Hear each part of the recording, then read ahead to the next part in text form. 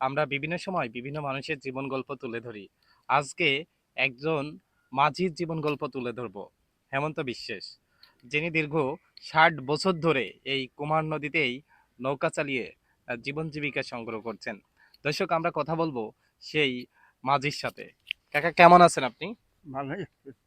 ভালো আছেন? হ্যাঁ। ও, কত বছর ধরে এই নৌকা চালাচ্ছেন এই নদীতে? 60 বছর কম না। 60 বছর? জন্মের পর থেকে কি এই মাঝির পেশায় যুক্ত আপনি? না, অন্য ব্যবসাও করি। ও, অন্য বেশ এই অন্য ব্যবসা। ব্যবসাও করেন তার পাশাপাশি নৌকা চালান নাকি? হ্যাঁ, হ্যাঁ, হ্যাঁ। ও, তা দিনে কয় টাকা ইনকাম হয় আপনার? এখন ইনকাম হয় না, 200, 300, 250, 150। আর যখন প্রচুর পানি থাকে বর্ষার সময়, তখন কেমন হয়? তখন তো 400, 500, 600 এরকম হয়। এরকম হয়? আচ্ছা। সারাদিনই কি লোক পারাপার হয়? হয়, খুব কম। ও, রাতের বেলা? রাতের বেলা হয় না। রাতের বেলা কেউ থাকে না। রাতের বেলা কেউ থাকে না? না। এটা দিয়েই কি আপনার পরিবার চলে নাকি? হুম। পরিবার চলে এটা দিয়েই? চলে না, অন্য ব্যবসা করতে হয়। ও, পরিবারে কয়জন সদস্য আছে? ও, সদস্য হুম, আছে। এখন 8-10 জন আছে। 8-10 জন আছে। ওই নৌকা ছেলেপে। কি আপনার নিজের বানানো নাকি?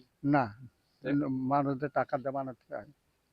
হুম, এটা নিজের বানানো না, তাই তো?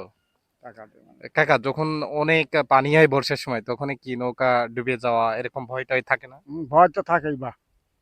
ডুবে ডুবে হ্যাঁ, যাওয়ার ভয় থাকে? হ্যাঁ, হ্যাঁ। আপনার কাছ থেকে কি ডুবে গেছে কখনো? না, যাত্রী সহকারে দেখা যাচ্ছে অনেক যাত্রী আছে, কোনো কিছু পড়ে গেছে, এরকম ঘটনা না ঘটেছে? পড়িনি, আমার হয়নি।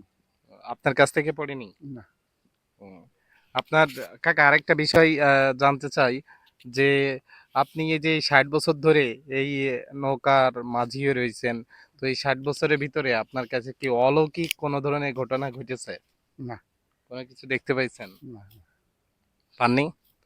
মৃত্যুর আগ পর্যন্ত কি, যতদিন সুস্থ আর কি আছেন হ্যাঁ। ততদিন কি এই নৌকা বাইয়েই যেতে চান? না, অন্য ব্যবসা আছে তো নাও পারি। ও, বুঝেছেন? এখানে যদি ব্রিজ হয় তাহলে কি করবেন? অন্য ব্যবসা করতে হবে। ব্রিজ হলে অন্য ব্যবসা করতে হবে। প্রিয় দর্শক, এতক্ষণ আমরা সেই গল্প শুনছিলাম, সেই মাঝির গল্প। দর্শক, যে যেখান থেকে, সরকারের থেকে যদি কোনো এই ব্যবস্থা করে। ও, সরকার থেকে আপনার যদি কোনো অনুদান দেয় তাহলে মনে হয় একটু ভালো চলবেন, তাই তো? ভালো, হ্যাঁ। দর্শক, এতক্ষণ আমরা একজন মাঝির জীবন সংগ্রামের গল্প শুনছিলাম।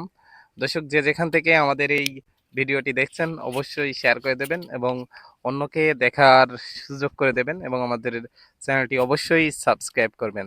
Thank you.